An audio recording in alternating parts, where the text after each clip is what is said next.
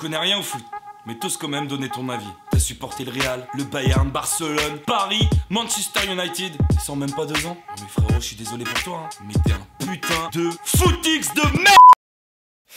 Arrêtez de dire ça les gars, arrêtez de dire ça. Est-ce que tu sais au moins d'où ça vient ça, footix? Est-ce que moi j'en suis pas un au final? Et toi, qui arrête pas de le dire à tout le monde? Je suis sûr que t'es le plus gros des footix. Alors déjà pour t'expliquer, footix, d'où ça vient, en fait ça vient de la petite mascotte là, tu sais, à la Coupe du Monde 98, le petit coq. Bon peut-être toi t'étais pas né, mais il y avait un petit coq en fait, tu vois, qui représentait donc couleur française, bleu, blanc, rouge, et qui représentait la Coupe du Monde, c'était la mascotte. Et tu vois, je sais pas si tu le sais, mais à cette époque-là, 98, 2000, on a gagné toutes les compétitions en France, tu vois. Les Français, c'était hyper chaud, tu vois. Du coup, le foot, il a touché beaucoup de monde en France. Petits, grands, hommes et femmes. Tout le monde s'est intéressé au foot. Et cette nouvelle génération de passionnés, elle a un tout petit peu agacé les puristes à l'époque. En fait, ils donnaient leur avis sur à peu près tout ce qui tourne autour du football.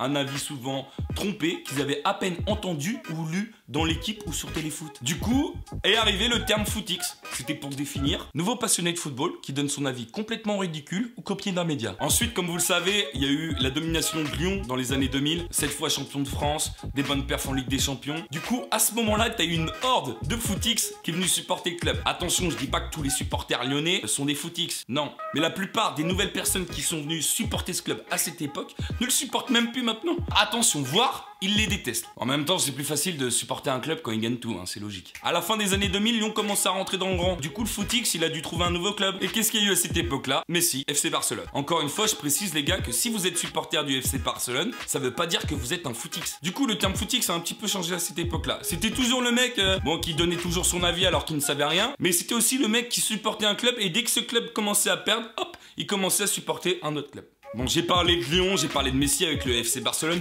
mais on pourrait mettre dans le même panier Ronaldo avec le Real Madrid, Manchester City, Paris avec leurs nouveaux investisseurs, ou encore pire, dernièrement, Leicester qui a gagné le titre l'année dernière. Tout est bon pour un footix pour supporter un nouveau club. Voilà un petit peu les amis la définition et l'historique du footix. Mais très sérieusement les amis maintenant, j'aimerais avec vous mettre 2-3 choses au clair. Moi tu vois, je suis né dans une famille de passionnés de foot. Donc depuis tout petit, j'ai un ballon de foot au pied. Tout le monde joue au foot dans ma famille. Mon grand-père a été président d'un club amateur. Donc on peut considérer que je suis un grand passionné de foot et non un footix. Pourtant franchement, le footix ça me dérange pas du tout. Je vais t'expliquer pourquoi. Pour moi le foot c'est l'émotion. C'est ce qui en fait un peu le sport le plus suivi au monde. L'émotion d'une grande victoire, d'un but dans le temps additionnel qui te fait remporter un titre. Et grâce à cette émotion, il y a beaucoup de personnes qui se passionnent chaque jour pour le foot. Et puis j'aimerais te dire aussi que si le mec que tu insultes de footix dans ton commentaire, il en est un à tes yeux, mais ça se trouve, pour moi, toi t'en es un footix. Et ça se trouve, le mec qui regarde la vidéo là, il trouve que je suis un footix. En vrai, on est tous le footix d'un autre. Et encore mieux, s'il supporte ton club et que ça te plaît pas du tout, bah sache que c'est le footix, l'un des premiers à acheter le maillot de ton club, l'un des premiers à acheter son ticket pour aller au stade. Bon, c'est vrai, dès que ton équipe commencera à perdre, il partira